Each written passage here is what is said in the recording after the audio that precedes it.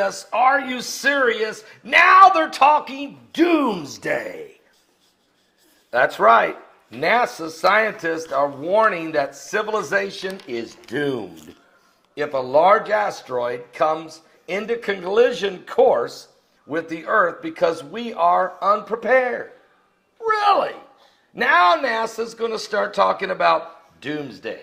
Well, Joseph Knuth, a NASA scientist, warned at a conference held earlier this week that humanity is very ill prepared for a surprise strike by a civilization-ending asteroid or comet. He warned that if an asteroid large enough to cause global cataclysm were headed toward Earth, there's not a lot we can do about it at the moment. Well, especially if NASA never tells us it's on the way. Now, they have identified 1,743 near-Earth objects. They've given them all names, the size of the rock, and the date it's going to go by the Earth, and how far of a distance it will be. None of which are projected to hit the Earth. But they've never given us the name, an identification of an asteroid or meteor that is going to hit. We had the one that hit Russia. NASA didn't see it. We had the one that hit Australia 3 months ago. NASA didn't see it. We had the one that deep impact in Spain Sunday night. NASA didn't see it. But they are nervous about an unexpected, cataclysmic, catastrophic, apocalyptic, causing a potential extinction upon the planet because we're not ready. Well, scientists recommend that we take urgent steps to avert this looming global disaster by building and deploying an observatory spacecraft that looks out for threatening asteroids and a ready-to-launch interceptor rocket that can be fired at short notice to deflect the asteroid. It sounds like Russia's plan, because really that's what Russia's been saying. Speaking this past Monday at the annual fall meeting of the American Geophysical Union in San Francisco, California, Joseph Knuth of NASA, a scientist at NASA's Space Flight Center, said that although they are extremely rare, impacts by large asteroids that can cause global devastation have happened in the past and could happen anytime in the future. So according to Knuth, should NASA detect an asteroid hurtling toward Earth, we would be helpless to stop it simply because we have failed to prepare. Are you serious? Are you serious? The biggest problem basically is we don't know where they're at, he said.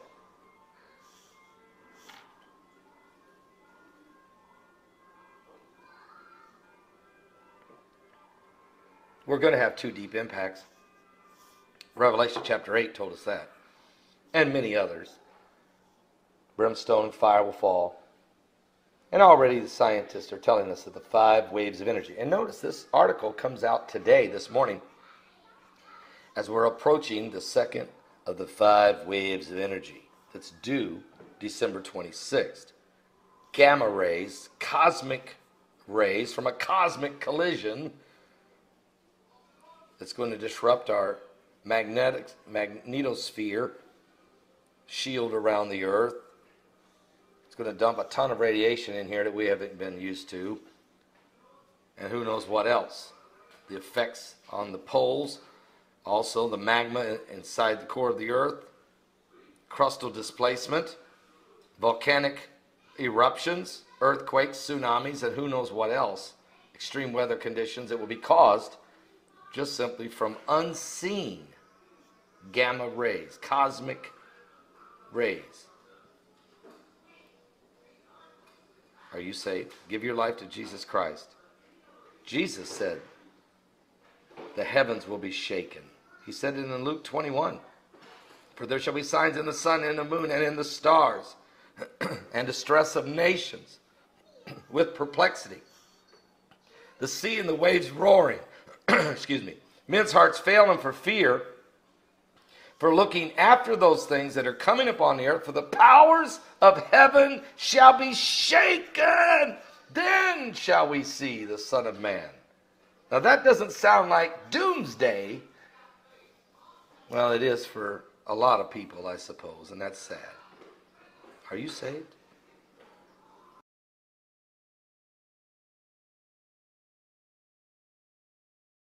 They've given me a few minutes just to talk to all of you in our NASA family about emergency preparedness. NASA recently participated in a FEMA exercise called Eagle Horizon that was a part of a continuity of operations and government exercise that we do annually. And I became aware of some things that concern me about our family preparedness, and I wanted to talk to you very briefly. You know, we in NASA, we're an incredibly unique organization. We're the only agency in the federal government that's responsible for the safety and well-being of people not only here on Earth, but off this planet.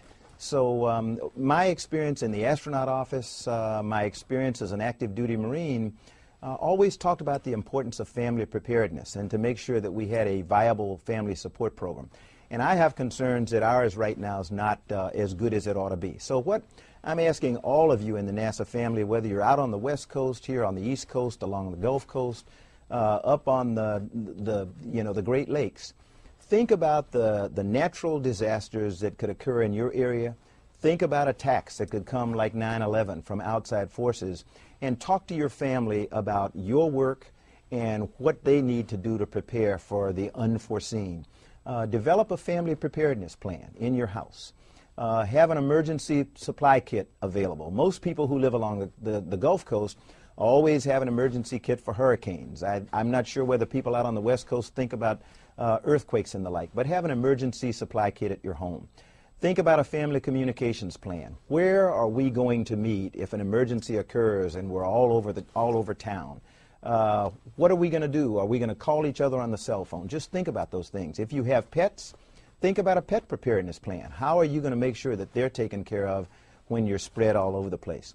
And then if you have family members who have special needs preparedness. The most important asset for us to successfully complete our mission is that our people, our families mainly, are taken care of so that we can come to work and feel good that if an emergency arises, our families are going to be taken care of. So I would ask you again, sit with your families, think about what you would do in an emergency situation. I hope that you'll embrace and support the Family Preparedness Program as we all get better prepared to deal with these emergencies. Know your stuff. You know what it is that you're going to do, know what it is that you want your family to do if an emergency arises. But most of all, be prepared.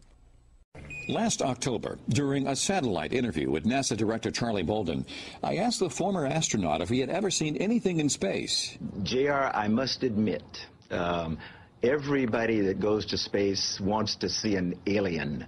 Or wants to see some evidence that there is other life in our universe, and I'm no different. But I am here to report that I saw no evidence, although deep in my heart I believe that there is good potential for other life in our universe.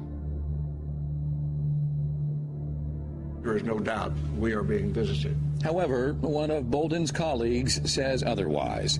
Dr. Edgar Mitchell was the sixth man to walk on the moon. He came forward years ago claiming to have proof that alien life is out there. The universe that we live in is much more wondrous, exciting, complex, and far-reaching than we were ever able to know up to this point in time. And the fact we have wondered, were we alone in the universe forever?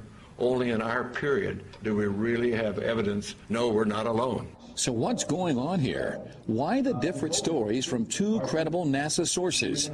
Last month, I had the chance to catch up with the NASA director again, this time in person, and I asked him about Ed Mitchell's stunning comments. Ed Mitchell is a big believer in extraterrestrials. And as you and I talked about before, I am one who, because of my faith, I believe that there is very likely other life somewhere else in the universe. I just don't have any evidence to back that up. But Edgar is one who, contrary to my